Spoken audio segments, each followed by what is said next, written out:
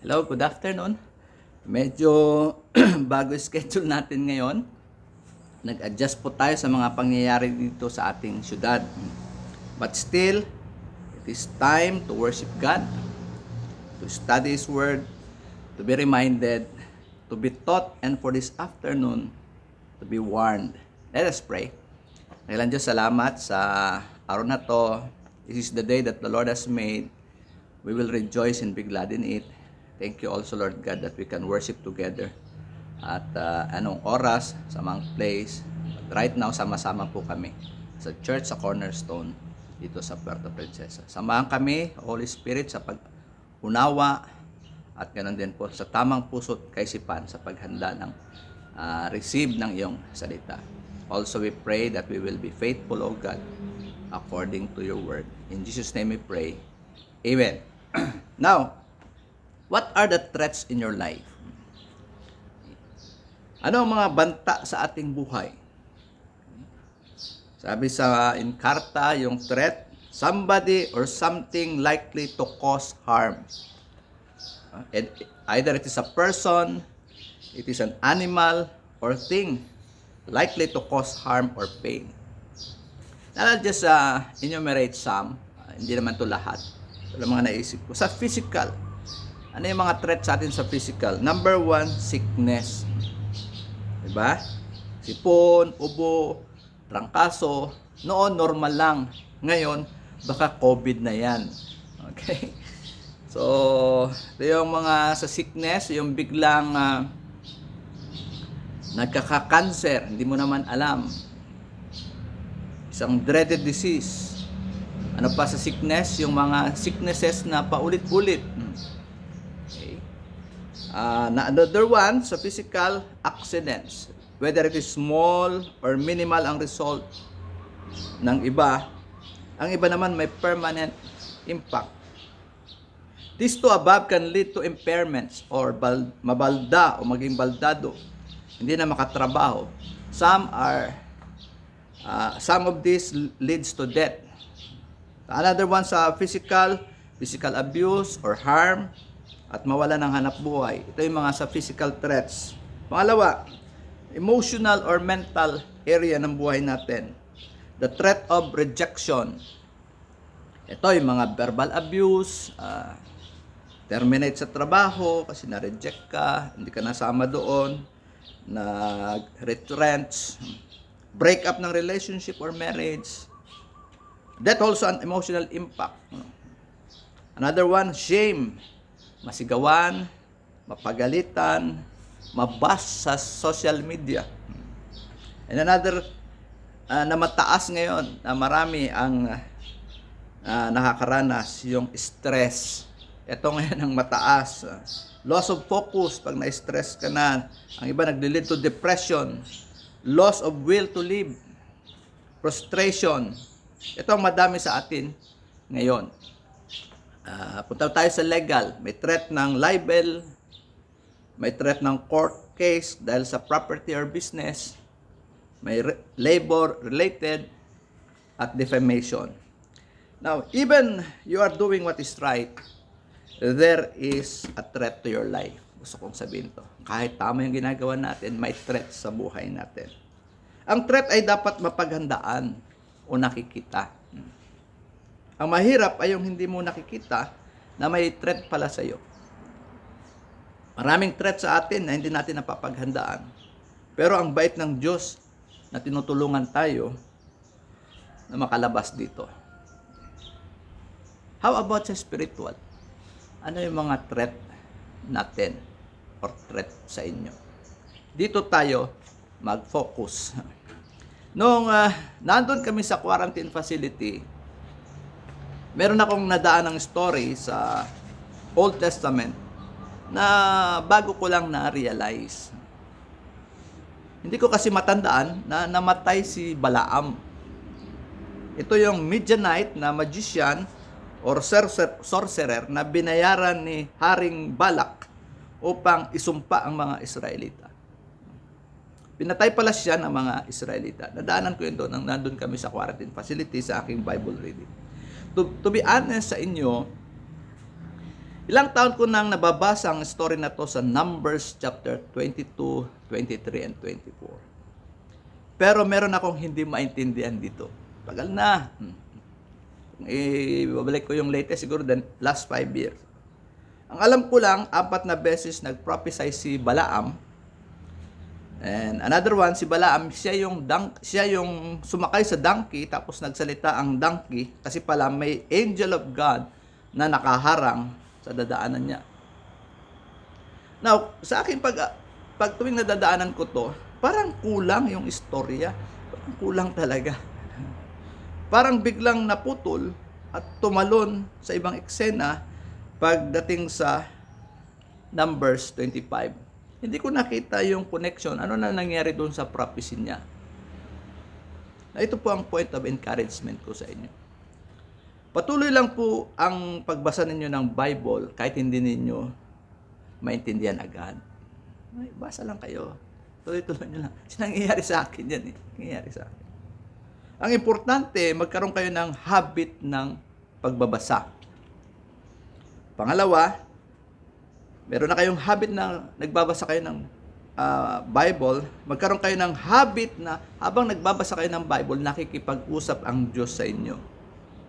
Habang nag-aaral ka ng kanyang salita, araw-araw nakikipag-usap ang Diyos sa inyo. Naway nasa ganun kayong level. Marating nyo yun. Along the way, may question ka, pero hindi nasasagot, pero dire-diretso. Ang title ng message today ay Of Threats and Responsibilities. Of Threats and of Responsibilities. Siguro sa Tagalog, mga banta sa relasyon natin sa Diyos. Ang verse natin ay makikita sa Numbers 31 verse 2. Take vengeance on the Midianites for the children of Israel. Afterward, you, sabi niya, si Moses, shall be gathered to your people. Now, as I read this, doon to nagsimula sa quarantine facility, tapos pagbalik ko sa amin ay inaral ko pa. What a command from God. Bakit nag-command ng gano'n ng Diyos? May last na assignment si Moses bago siya kukunin ng Diyos. Bakit gano'n na lang ang galit ng Lord sa mga Midianites? Kung sa English, may issue pa na dapat isettle ang Lord through Moses laban sa mga Midianites. Kung basahin natin ng full yung 2 verses, Numbers chapter 31 verse 1 and 2. And the Lord spoke to Moses, saying, Take vengeance on the Midianites for the children of Israel. Afterward, you shall be gathered to your people. Okay. Paglabas po ng mga Israelites sa Egypt, ito yung mga banta sa kanila.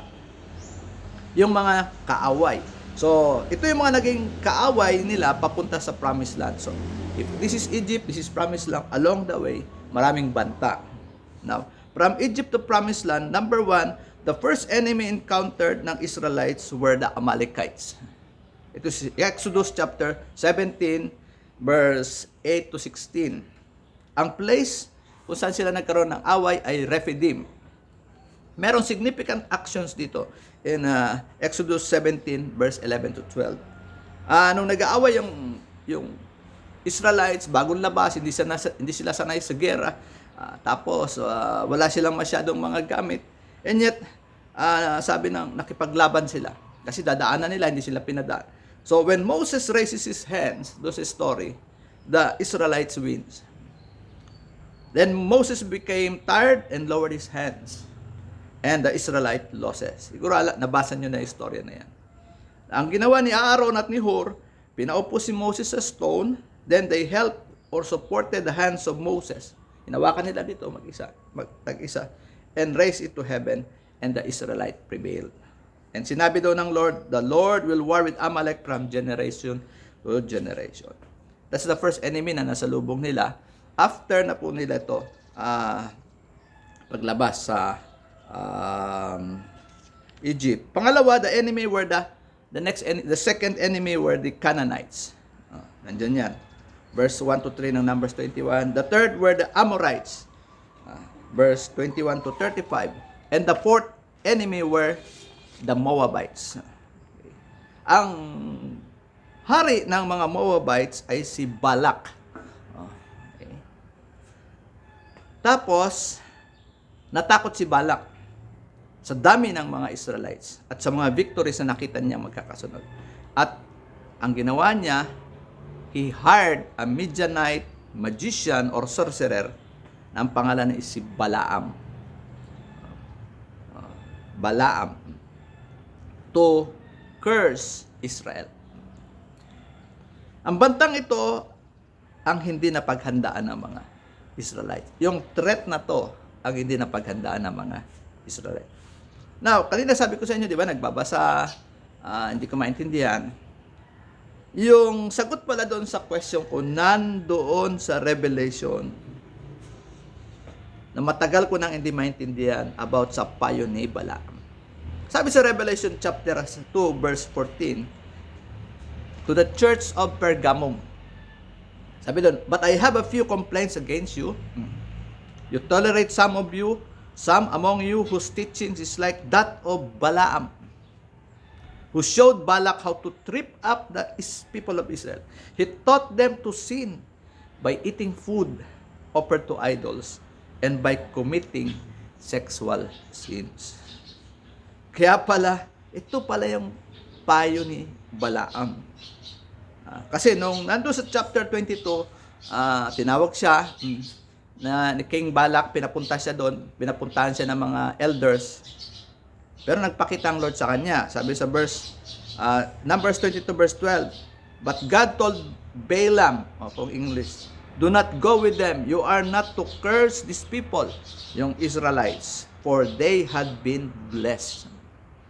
Kaya lang, kung makikita nyo doon sa 3 chapters, inoperan kasi si Balaam ng pera sa mga gamit. Pataas ng pataas. Parami ng parami. So, ang ginawa ni Balaam, nilaro-laroon niya, tapos pero hindi niya sinasunod ng Lord. So, had Balaam stopped his visions from God, he would have been safe. But he wanted the money and honor that Balak promise. So he told the king how to defeat Israel. Hindi niyo makikita ito doon sa Numbers. His plan was simple. Invite the Israelites to share the heathen sacrificial feast and corrupt them with idolatry and lust. The ceremonies involved in Baal worship were very wicked. And Balaam knew that the Jewish men would be tempted to join the Moabite women. Okay. Ito ang hindi nakita ng mga Israelites na threat sa kanila. And they forgot the responsibilities God has given them sa Mount Sinai. Alalahanin nyo, Numbers na to, sa pagkakasunod-sunod, sa Exodus chapter 20, doon po binigyan 10 commandments sa Sinai, then marami pang sumunod na mga commandments, then pagdating Leviticus, madami din doon, plus Numbers. So, pagkatapos ng istorya sa Numbers 22 to 25, itong Numbers 25 ay naikwento yung pangyayari. Ito pala ang pinayo ni Balaam kay King Balak na hindi sinabi ng Bible na hayagan sa Numbers. Parang ganito yung sinabi ni Balaam. Binulungan niya si Balak. Hindi mo sila matatalo sa dami. Pero itong gawin mo. Imbitahan mo sa mga activities ninyo yung mga Israelites. Huwag kang makigera sa kanila. Ito ang gawin mo. Imbitahan mo sila. Join mo unti-unti. Sapagkat nasilaw si Balaam, binigyan siya ng pera para i-curse. Okay? So, ito na po yung nangyari. From Numbers 22, 23, 24, yun yung story ni Balaam sa pag-prophesy niya. Pagka 25, ganito yung nangyari. Numbers 25 verses 1 to 3. When the Israelites were camped at Acacia Grove, some of the men defiled themselves by having sexual relations with the local Moabite women. These women invited them to attend sacrifices to their gods. Sabi ko kanina, sabi ng mga Bible scholars, grabe ka wicked, grabe ka corrupt yung mga feast nila. Attend sacrifices to their gods, so the Israelites feasted with them and worshipped the gods of Moab. In this way, Israel joined in worship of Baal of Peor, causing the Lord's anger to blaze against His people.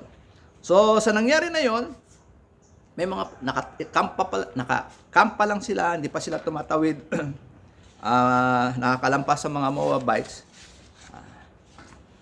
inimbitahan. So, maraming mga pumunta doon. Party-party siguro sila doon. Sumama sa idol worship, which are napaka wicked, sabi ng Bible. Then, naggalit ang Lord. Tapos, ginather ang buong congregation ng Israel. Naggalit ang Lord. Nandun si Moses, ang elders. Nag-speak ang Lord through Moses. Naggalit siya sa ginawa. Now, verse 6. Just then, one of the Israelite men brought a Midianite woman into his tent, right before the eyes of Moses and all the people, as everyone was weeping at the entrance of the tabernacle. Habang nagbigay ng judgment ang Lord, nagsabi si Moses doon sa mga tao and everything, may dumating na isang lalaki, siguro galing pa sa party, may hangover pa. Tapos may dala pa siyang Moabite na babae. Bawal yun eh. Pinakita niya pa. Tinignan niya pa. Siguro kung lasing siya, ganun pa siya sa kanila. Okay. So they were weeping, the Israelites, because of the judgment of the Lord. And then may pumasok pa to, may dala pang babae. When Phinehas or Phinehas, son of Eleazar, and grandson of Aaron, the priest, saw this, he jumped up, left the assembly, he took a javelin or spear, and rushed after the man. Makbo siya, pinuntahan niya yung tao kasi nagpakita doon, tapos pumasok doon sa tent. Phinehas or Phinehas thrust the spear all the way through the man's body and the woman's stomach, so the plague against the Israelite was stopped. Walang naglakas loob na gumawa nun, except isa, si Phinehas or Phinehas. But not before 24,000 people had died. Because of that sin doon, na instigated ni Balaam na Midianite, ganun ang judgment ng Lord. 24,000. But because of Phinehas, naputol yun. Ano yung threat sa atin spiritually? Lumayo or mag-disobey sa Lord. Yan ang threat sa atin. Tanungin ko kayo, saan kayo napupunta na mga events? Siguro sasabihin niya, Pastor Arman, hindi naman kami lumalabas ngayon, di ba? Pandemic. Baguhin ko yung tanong ko. Anong website ang napapasok at papasyalan ninyo? Ano mga video ang kinagigiliwan ninyo? Anong films? Anong pag-iisip na unti-unti ay pumapasok sa inyo kaisipan ng hindi nyo namamalaya? These are ideas, stories na hindi mo alam, threat pala yan later on. Ganun na nangyari. Unti-unti, napasok yun. Ininbita, pinakain, saya-saya. Yung pala, lumayo na sila sa Lord. Ano ang responsibility natin? To be faithful to the Lord. Okay? The same chapter, Numbers 25, dun pa sa verse 16. Then the Lord said to Moses, attack the Midianites and destroy them. Ano ang reason? Because they assaulted you with deceit and tricked you into worshiping Baal of Peor. And because of Cosbi, the daughter of a Midianite leader, yun yung babae na dinala nung Israelite, who was killed at the time of the plague because of what happened at Peor. Ito ang reason bakit God commanded Moses to attack the Midianites. Ano sabi diyan? They assaulted you with deceit. Kayo ay naloko ng kasinungalingan. At na-trick kayo na magsamba kay Baal.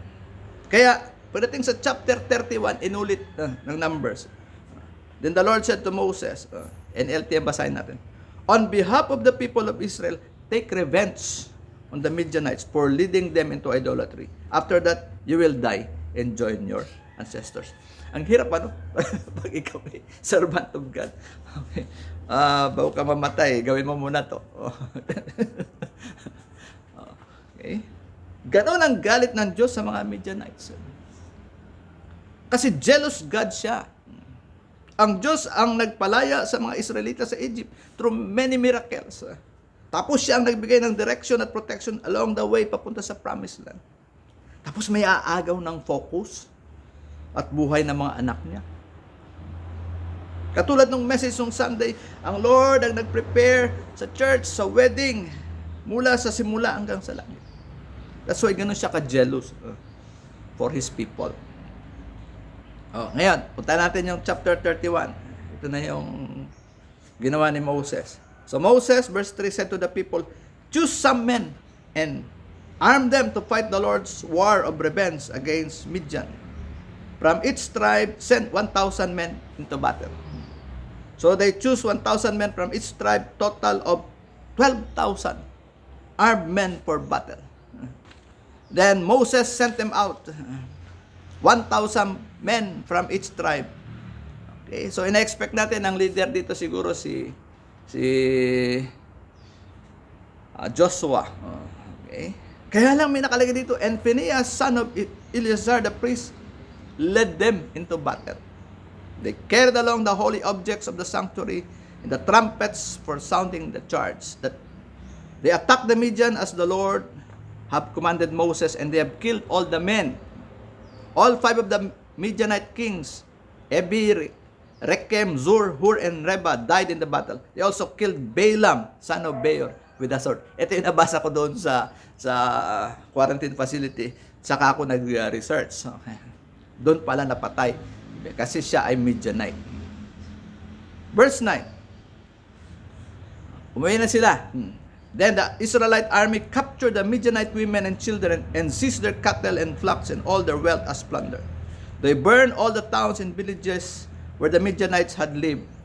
After they had gathered the plunder and captives, both people and animals, they brought them all to Moses and Eleazar the priest, and to the whole community of Israel, which was camped in the plains of Moab beside the Jordan River across from Jericho.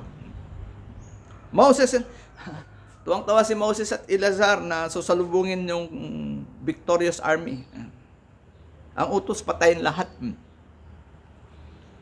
Okay. Moses, Eleazar the priest, and all the leaders of the community went to meet them outside the camp. But Moses was furious with all the generals and captains who had returned from the battle. Bakit? Sabi niya sa verse 15. Why have you let all the women live? He demanded. 16. These are the very ones who followed Balaam's advice and caused the people of Israel to rebel against the Lord at Mount Peor. They are the ones that who caused the plague to strike the Lord's people. Now, naulit ito sa buhay ni King Saul. Sinabihan siya na, patayin mo lahat. Dinala naman niya yung mga baka na magaganda. So, sa panahon natin, hindi naman mga babae sila yung source ng kasalan. Hindi na po yun. At hindi na rin panahon natin na patayin yung mga tao. But we have to be aware ng threat sa ating relationship with God. So, ulitin ko, ano yung threat? Ang threat sa atin ay tayo po'y lumayo at mag-disobey sa Lord. Ano ang responsibility? To be faithful to the Lord. Ibigay ko po sa inyo ang pag-discover ng iba pang responsibility at threat. Bahala po kayo sa buhay niyo. Kayo po mag-discover, kayo po maghanda as you seek the Lord. Let's jump for our closing. Philippians 4:8-9. Sabi ni Paul, and now, dear brothers and sisters, one final thing. Fix your thoughts on what is true and honorable and right and pure and lovely and admirable. Think about things that are excellent and worthy of praise. Yun daw ilagay natin sa ating kaisipan. Keep putting into practice all you learn and receive from me, sabi niya.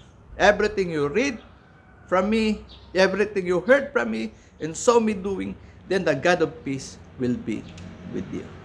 Remember, marami tayong, we are bombarded right now ng maraming information. Kaya nga you have to be aware, you have to have the Holy Spirit na ma-discern ano yung mga threat sa buhay mo. Not only the spiritual things, but the physical, the emotional, the mental, and maybe some legal. 1 John 2, verse 12 to 14. Sabi ni John, I am writing to you who are God's children, because your sins have been forgiven through Jesus. I am writing to you who are mature in the faith, because you know Christ, who existed from the beginning. I am writing to you who are young in the faith, because you have won your battle with the evil one. Verse 14. I have written to you who are God's children, because you know the Father. I have written to you who are mature in the faith, because you know Christ, who existed from the beginning. I have written to you who are young in the faith, because you are strong. God's word lives in your heart, and you have won your battle with the evil one. Mga kapatid, maging aware nawa tayo sa mga threats ng ating relationship sa Diyos, because He is a jealous God. He is the groom that wants His bride pure and dressed in white garments and wrinkle-free. Nakita natin yan last Sunday. His jealousy is for our good and our protection, so that we can walk straight sa path of righteousness. Wala po tayong bus group ngayon. That's why God bless you sa paalala at warning na to. Let us pray. Salamat, dear God, sa kabutihan mo. Yung mga warnings mo, commandments mo, parang kuminsan sa amin ay nakakalimit. Pero yun pala, Lord, ay para sa aming kabutihan. Thank you also, Lord, yung promises mo na magawa rin namin, sapagkat meron din po itong mga katulad nga promises, may nakalaang mga pangako na magbibigay sa amin ng kabutihan sa aming buhay, physical at spiritual, sama sa aming mga family, sa aming community. We pray for protection sa bawat isa. We pray for comfort sa mga may sakit at namatayan. We pray that we will be watchful sa mga threats sa buhay namin today. But thank you, you're always there to help us move away from temptation, move away sa gitna ng aming mga pagkakamali. Kung kami po'y babalik at lalapit sa iyo na may pagpapakumbaba. We thank you, Lord, for all the love you have. In Jesus' name, amen. God bless you.